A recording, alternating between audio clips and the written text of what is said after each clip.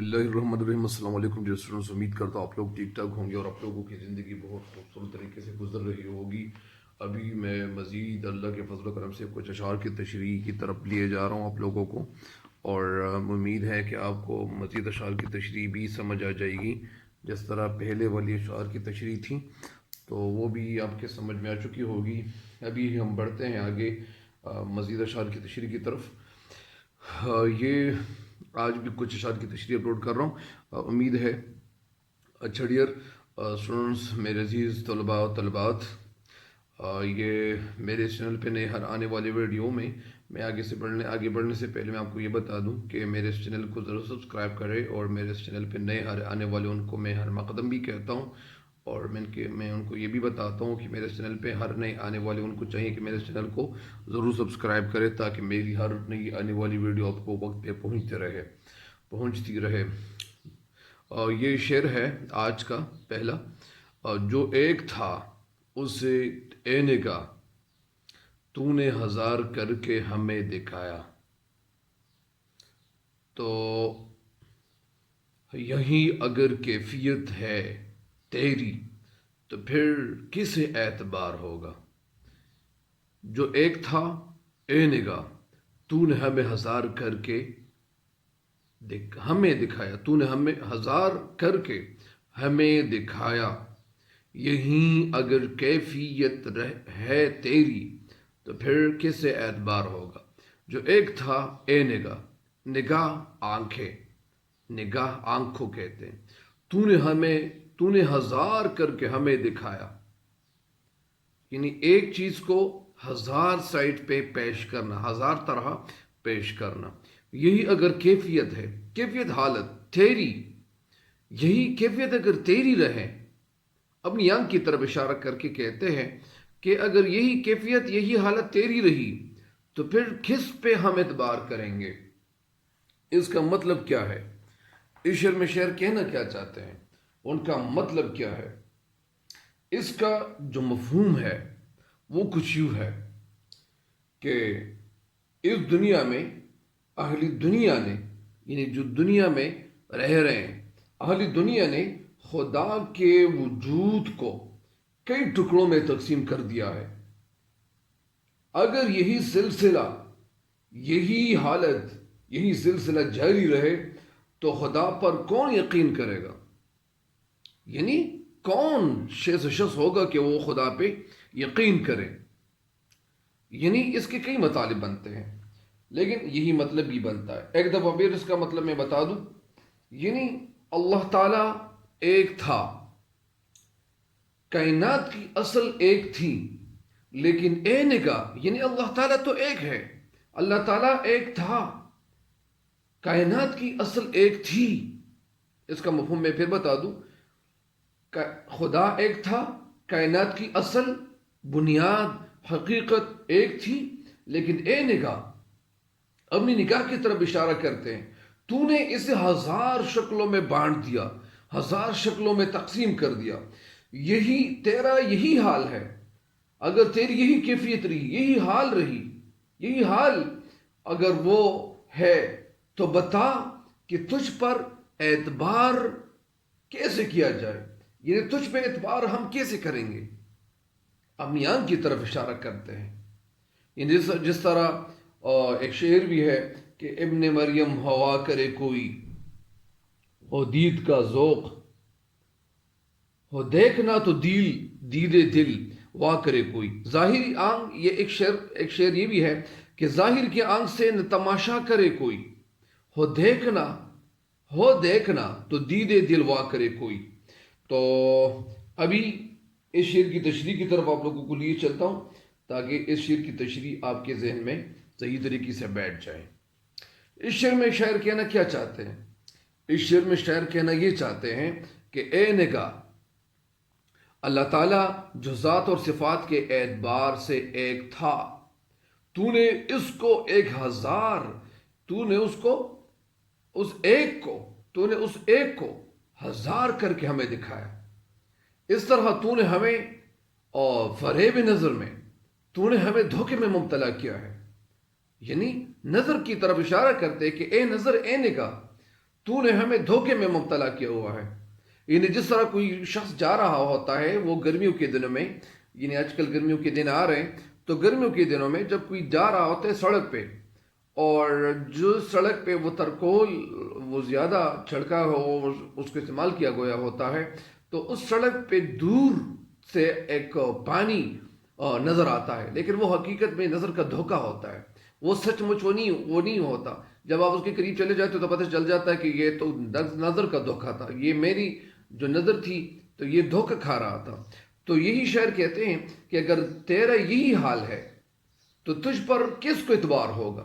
یعنی شاعر اپنی نگاہ کو کہتے ہیں کہ اے نگاہ، جو ذات اور صفات سے ایک تھا، اللہ تعالیٰ ایک تھا، تو نے اس کو ہزار کر کے دکھایا. اس طرح تو نے ہمیں نظر کے دھوکے میں مبتلا کیا ہوا ہے.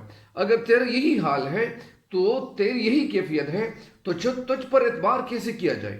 مراد اس کا یہ بھی ہے کہ ظاہر کی آنکھ ہمیں وحدت کو کثرت کی صورت میں پیش کرتی ہے. یعنی اس کا مطلب یہ بھی ہے کہ جو ذات ہے، جو ظاہری آنکھ ہے، یعنی جو وہ آنکھ، یعنی جو ہماری آنکھ ہے جو کام کر رہی ہے، یعنی وہ ایک ظاہری ہے، ایک باطنی ہے.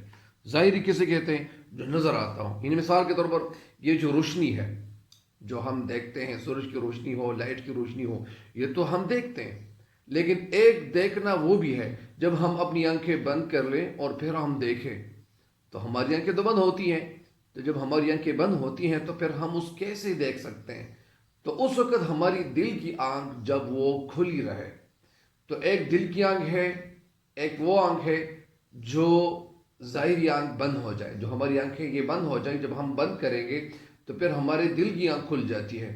تو شاعر یہاں دل کی بات کہتے ہیں کہ لیکن شاعر یہاں وہ آنکھیں جو ہم استعمال کرتے ہیں، یعنی کہ ظاہر کی آنکھ ہمیں وحدت کو، ایک اللہ کو کئی صورتوں میں ہمیں پیش کرتی ہے.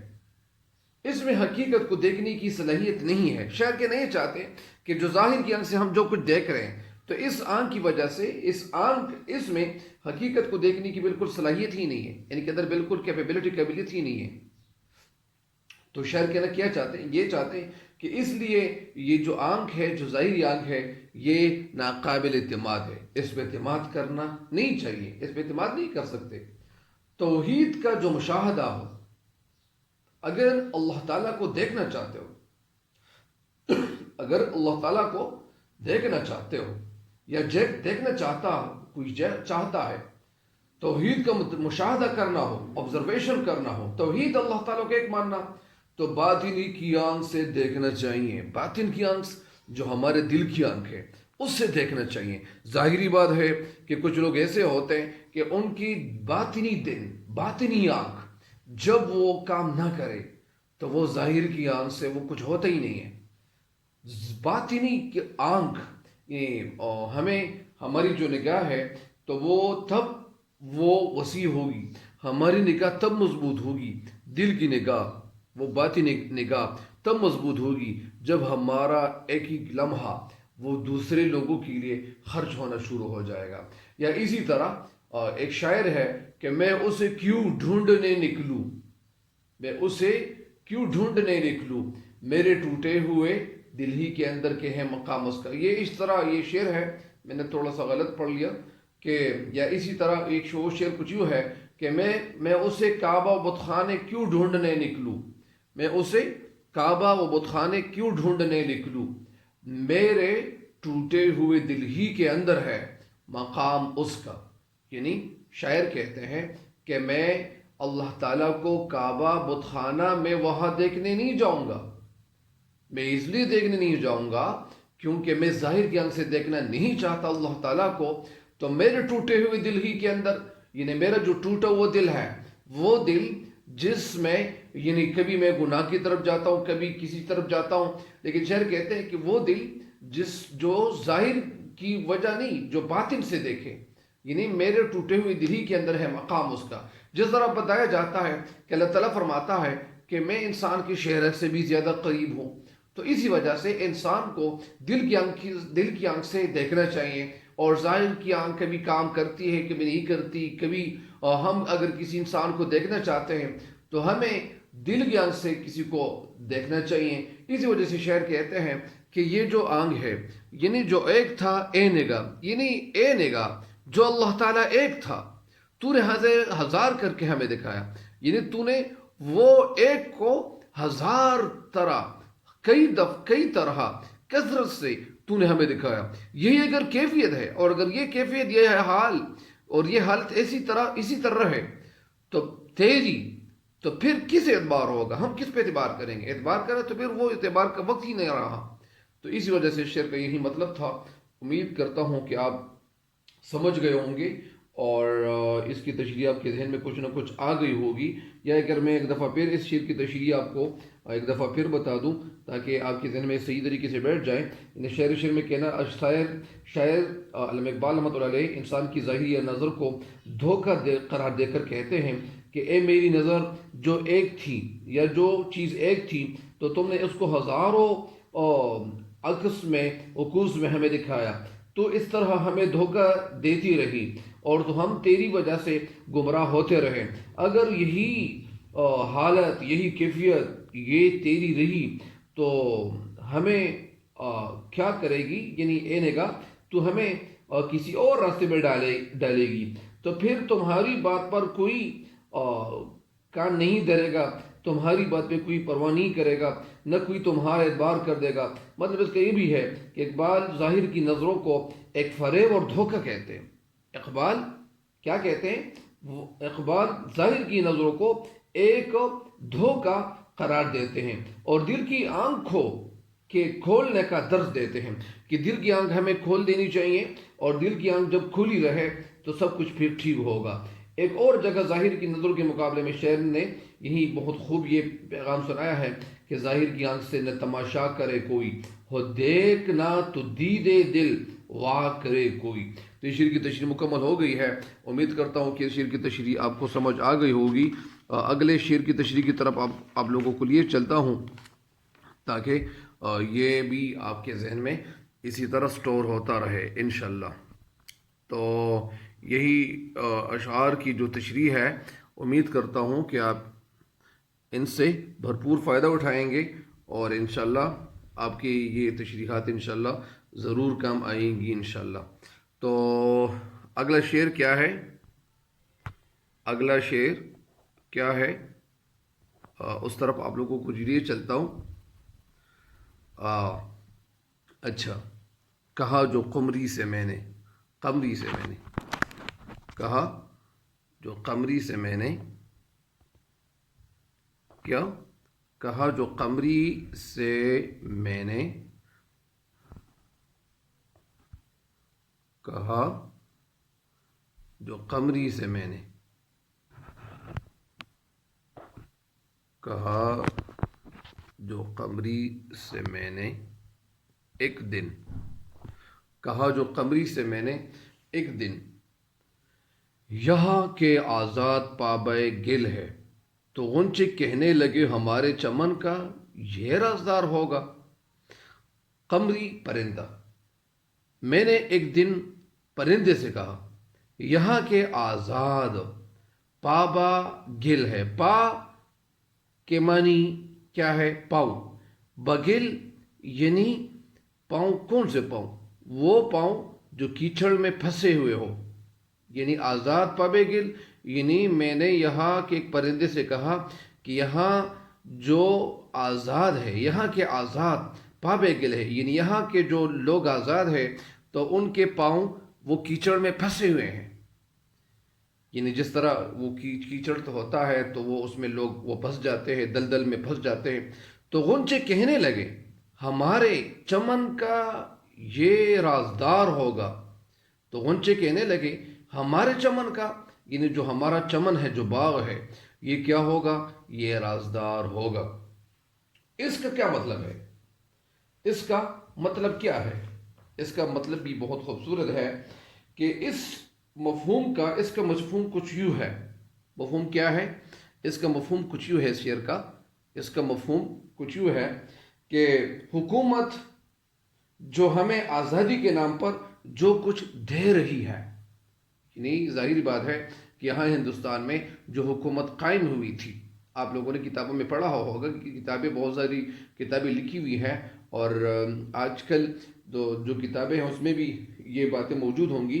تو اسی وجہ سے اس کا مفہوم کچھ یہ ہے کہ حکومت جو ہمیں آزادی کے نام پر جو کچھ دے رہی ہے، یہ اس وقت کی باتیں کر رہے ہیں اقبال جو ان کے دور میں جو کچھ ہو رہا تھا. یعنی وہ ان کو بتایا گیا تھا، یعنی ہندوستان جب آزاد نہیں ہوا تھا، وہ 1947 سے پہلے کی بات ہے، کہ اس وقت ظاہری بات ہے کہ وہ حکومت مسلمانوں کی نہیں تھی اور نہ ہندوؤں کی تھی اس طرح، یا وہ مسلمانوں کی حکومت صحیح حکومت نہیں تھی.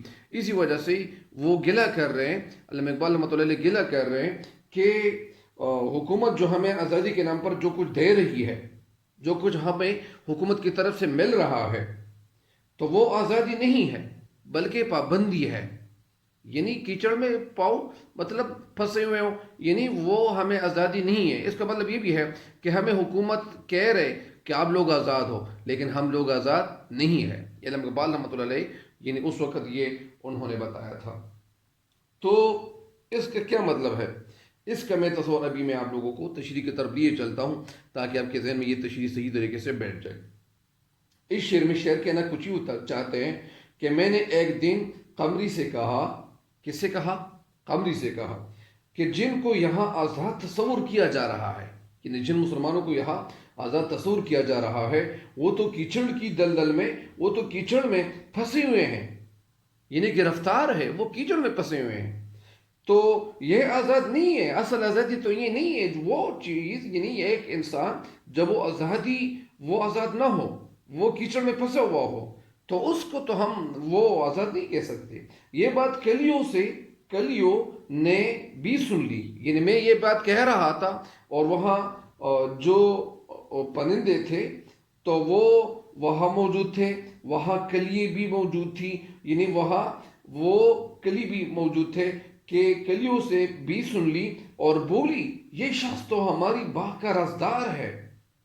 یعنی اس نے کہا کہ یہ جو شخص جو کچھ کہہ رہا ہے یہ تو ہمارے باغ کا رازدار ہے. یعنی ان کو پتہ ہے کہ ہمارے ساتھ جو کچھ ہو رہا ہے.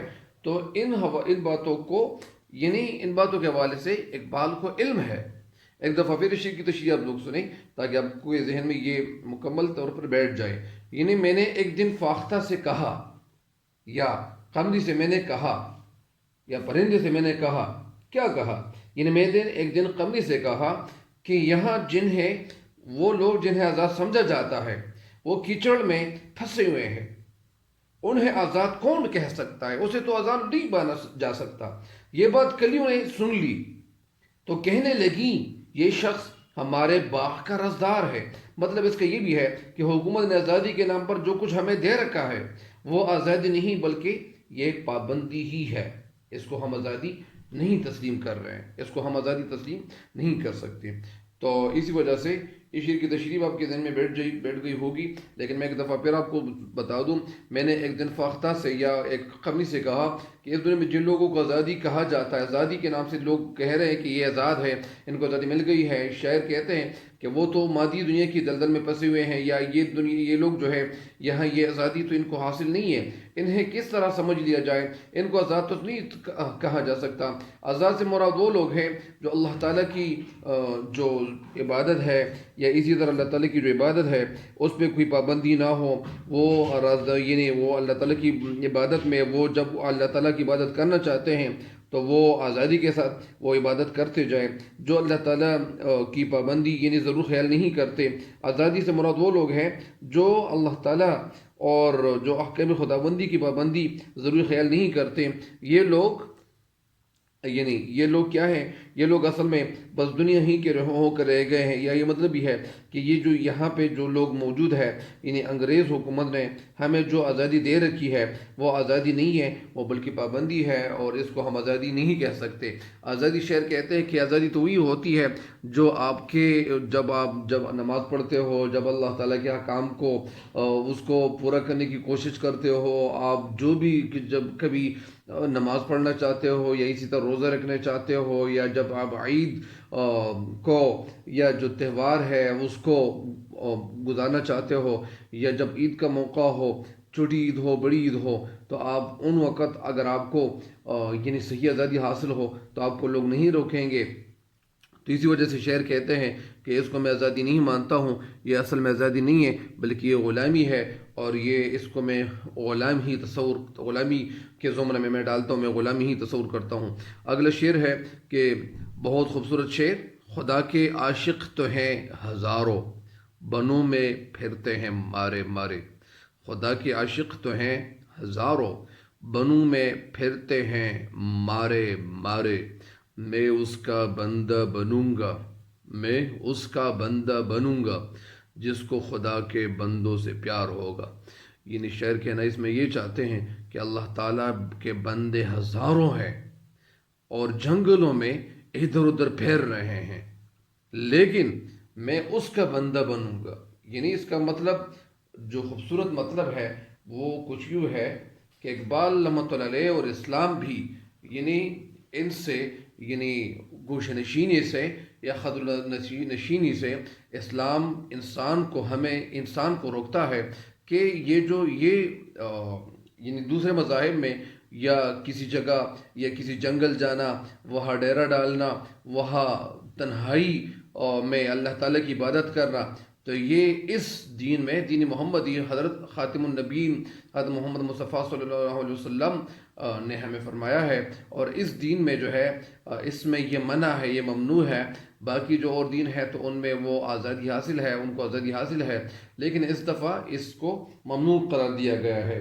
یعنی اس کا مفہوم کچھ یوں ہے کہ اقبال ان لوگوں کو سچ عاشق مانتے ہیں جو بندوں کا خیال رکھتے ہیں، جو ان کو خدا کے بندوں سے پیار ہوتا ہے، محبت ہوتی ہے، اور محبت سے پیش آتے ہیں، نرمی سے پیش آتے ہیں، اور لوگوں کے لیے وہ خیرخواہی کا جذبہ رکھتے ہیں، اور ان کے لیے اپنی زندگی گزارتے ہیں، اور اپنی زندگی ان کے فائدے کے لیے گزارتے ہیں، ان کی خدمت کو اپنی زندگی کا ایک وتیرہ سمجھتے ہیں، زندگی کا مقصد سمجھتے ہیں کہ یہ تو میری زندگی کا مقصد ہے، اور یہی ان کا مطلب ہے۔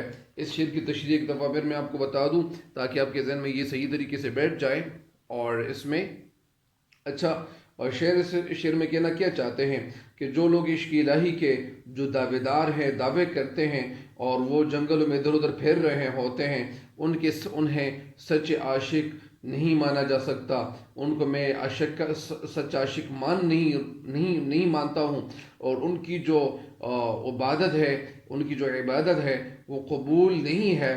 میں تو میں ان کا اقرار نہیں کرتا ہوں، میں ان لوگوں کو سچا عاشق نہیں مانتا ہوں جو لوگ اللہ تعالیٰ کے بندوں سے پیار اور نہیں رکھے گا، اور اللہ تعالیٰ کے بندوں سے ان کی ہمدردی، ان کے دل میں ہمدردی نہ ہوگی۔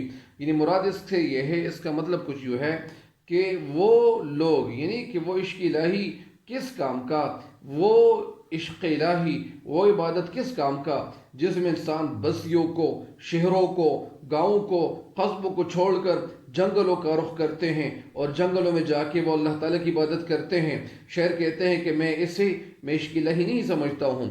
عشق الہی تو وہی ہے کہ وہ انسان قوم کی ہمدردی وہ حاصل کرے، قوم کے لوگوں سے وہ ہمدردی کرے، قوم کے لیے وہ استعمال ہو جائیں، قوم کی ہمدردی اور اللہ تعالیٰ کی بندوں کی خیرخواہی میں وہ ایک ایک لمحہ، وہ ایک ایک گھڑی وہ خدمت کرتا رہے، اور قوم کے حوالے سے وہ سوچتا رہے۔ تو میں تو ان لوگوں کو صحیح لوگ اور صحیح عاشق سمجھتا ہوں، یعنی وہی لوگ صحیح عاشق ہے۔ اس کے علاوہ وہ صحیح عاشق نہیں ہے کہ وہ صرف جنگلوں میں جائیں اور وہاں عبادت کریں۔ تو اسی وجہ سے اسلام یعنی ہمیں حقوق العباد کا درس دیتے ہیں۔ اسلام میں حقوق العباد کا درس ملا ہے، حقوق اللہ کا درس وہ بھی ملا ہے، لیکن شاعر یہاں کہتے ہیں کہ ہمیں حقوق العباد کی طرف توجہ دینی چاہیے۔ اسی طرح یہ تو ہر کوئی پسند کرتا ہے کہ میری زندگی میں اللہ تعالیٰ کو پانے کی کوشش کرتا ہوں۔ یہ اقبال کہتے ہیں کہ میں گوشہ نشینی سے، اسی طرح اسلام جو ہے انسان کو گوشہ نشینی سے وہ دور رکھنے کا کہتا ہے، اس میں بتایا ہے۔ تو اسی وجہ سے شاعر بھی یہی کہتے ہیں کہ وہ لوگ اس کے حوالے سے کچھ شعر ہے کہ اپنے لیے تو جیتے ہیں اس جہاں میں، یعنی یہ علامہ اقبال کا ایک شعر ہے لوگ وہی جہاں میں اچھے آتے ہیں جو کام دوسروں کے، ہیں لوگ وہیں جہاں میں اچھے آتے ہیں جو کام دوسروں کے. یا اسی طرح ایک شعر ہے، رکھتے ہیں جو اوروں کے لیے پیار کا جذبہ، رکھتے ہیں جو اوروں کے لیے پیار کا جذبہ، وہ لوگ کبھی ٹوٹ کر بکھرا نہیں کرتے. اور ایک شعر اور بھی ہے کہ اپنے لیے تو سب ہی جیتے ہیں اس جہاں میں، اپنے لیے تو سب ہی جیتے ہیں اس جہاں میں، ہے زندگی کا مقصد اوروں کے کام آنا. تو شعر کی تشریح مکمل ہو گئی ہے. آج کا یہ اس وقت کے لیے یہ جو آخری شعر ہے، یہ رسم بزم فنا ہے اے دل، گناہ ہے جنبش نظر بھی، رہے گی کیا آبرو ہماری جو تو یہاں بے قرار ہوگا. یعنی اس کا کیا مطلب ہے؟ اس کا مطلب شاعر کیا لیتے ہیں؟ اس کا جو مفہوم ہے. لیکن سب سے پہلے میں آپ کو یہ بتا دوں کہ یہ رسم بزم فنا کا کیا مطلب ہے؟ پناہ ہونے والی دنیا کے دستور. یہ رسم بزم میں فنا، رسم کے معنی دستور، بزم کے معنی محفل، دنیا، فنا یعنی فنا ختم ہونے والا. یعنی اس کا مطلب کیا ہے؟ پناہ ہونے والی دنیا کے دستور. اے دل گناہ ہے یعنی گناہ کیا ہے؟ جنبش نظر بھی. جنبش کے معنی حرکت یا نگاہ کا بدلنا. جنبش کا مطلب حرکت بھی ہے یا نگاہ کا بدلنا. یعنی گناہ ہے جنبش نظر بھی.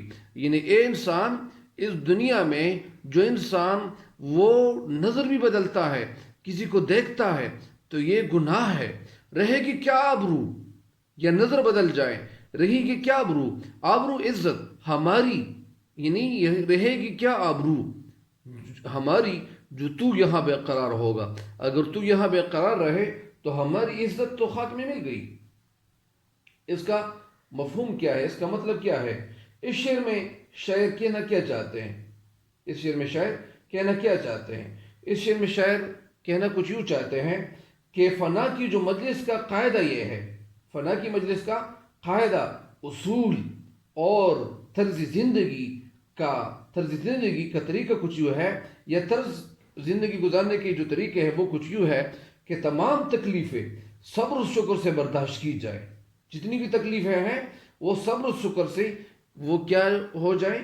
وہ برداشت کی جائیں. اور آنکھ جھپکنے کو بھی، آنکھ کی حرکت کو بھی گناہ سمجھا جائیں. اور اگر تکلیفوں اور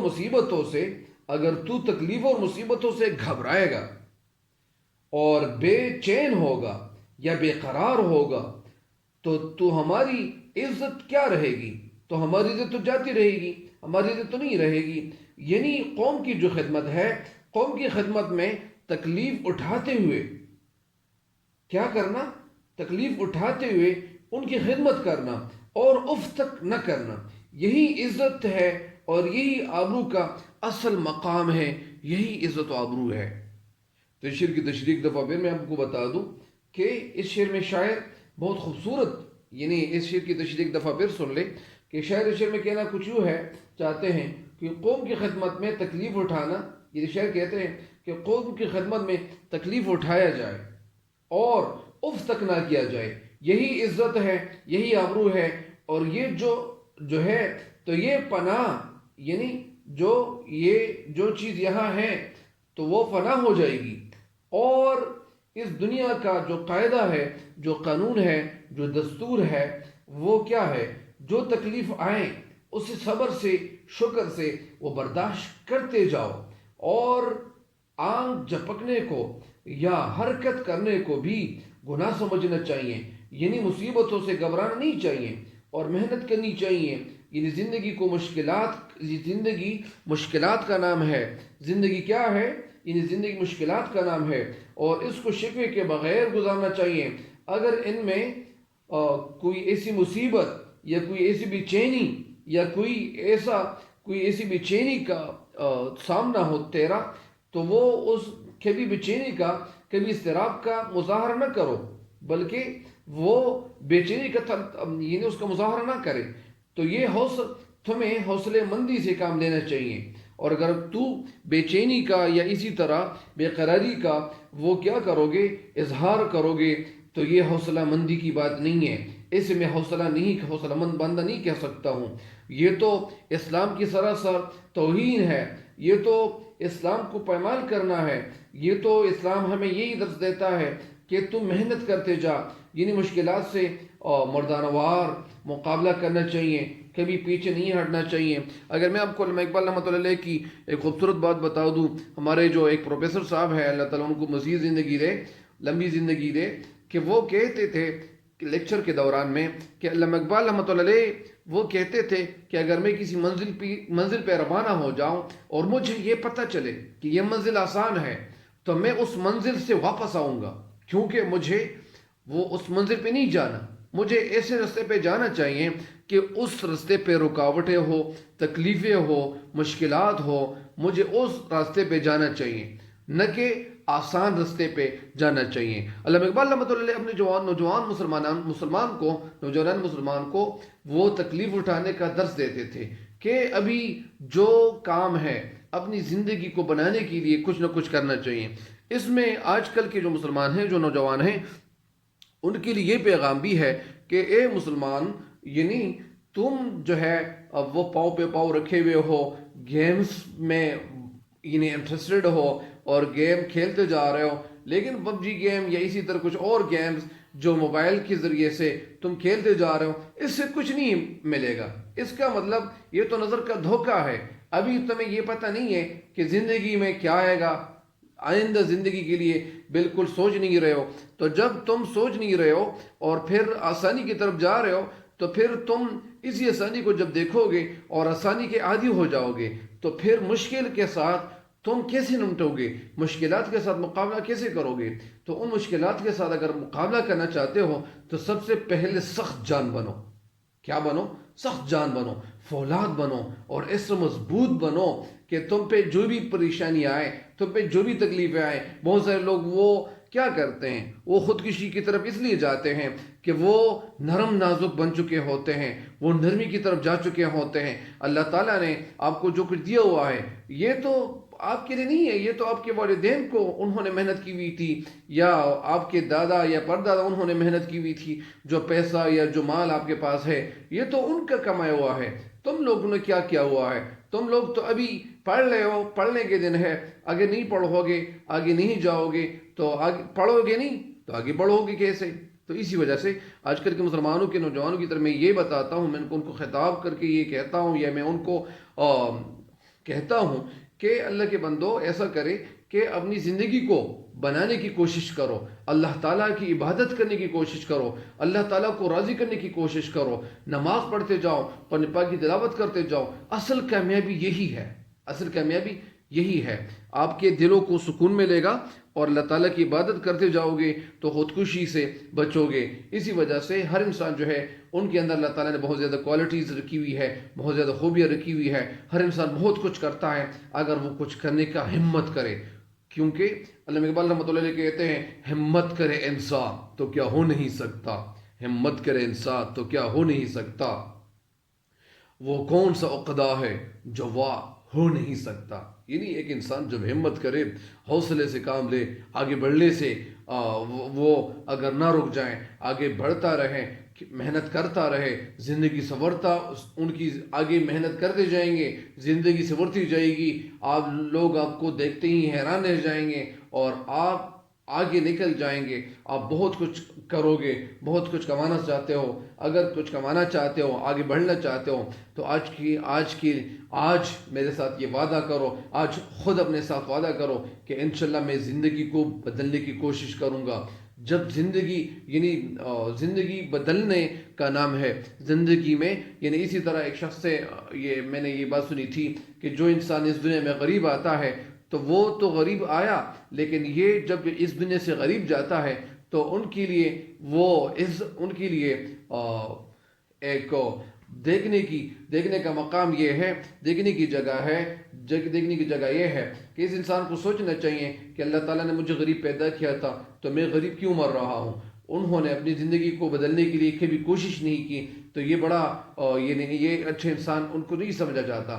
اسی وجہ سے ہر انسان کو اپنے بارے میں سوچنا چاہیے، اپنے گھر کے حوالے سے سوچنا چاہیے، گھر کے حوالے سے اس لیے سوچنا چاہیے کہ مجھے آگے بڑھنا ہے، مجھے ان آسانیوں سے مجھے ان آسانیوں میں مجھے پھنس کے نہیں رہنا چاہیے، مجھے آگے بڑھنا چاہیے. تکلیف اٹھاؤں گا، میں بہت کاموں کا مردانوار مقابلہ کروں گا، میں کبھی ذلیل نہیں ہوں گا اور میں کبھی رسوا نہیں ہوں گا. جب میرے اندر کیپیبلٹی ہوگی، میرے اندر سسپٹیبلٹی ہوگی، میرے اندر قابلیت ہوگی، میرے اندر استعداد، اسی طرح بہت سارے کاموں کو کچھ کر گزرنے کا جذبہ ہوگا. تو میں نے یہ بات بھی سنی ہے کہ محنت اتنی خاموشی سے کرو کہ کامیابی شور مچائے. تو اللہ تعالیٰ لوگوں کو کامیابی دے، ہمیں بھی دعاؤں میں یاد رکھیں. امید کرتا ہوں کہ آپ کو یہ لیکچر پسند آ گیا ہوگا اور آپ کے ذہن میں یہ تشریح صحیح طریقے سے بیٹھ چکی ہوں گی اور انشاءاللہ بیٹھ جائیں گی. اللہ کے فضل و کرم سے اللہ تعالیٰ لوگوں کو زیادہ سے زیادہ اور زیادہ سے زیادہ کتابیں پڑھنے کی توفیق دے. آمین. ہمیں بھی دعا میں یاد رکھیں اور آپ کو لوگوں کو میں اللہ تعالیٰ کے حوالے کرتا ہوں، اللہ سونے کے حوالے کرتا ہوں. اللہ تعالیٰ ہم سب کا حامی و ناصر ہو اور اللہ تعالیٰ ہم سب کو اس دنیا سے کامل ایمان کے ساتھ رخصت فرمائے. آمین. اللہ حافظ.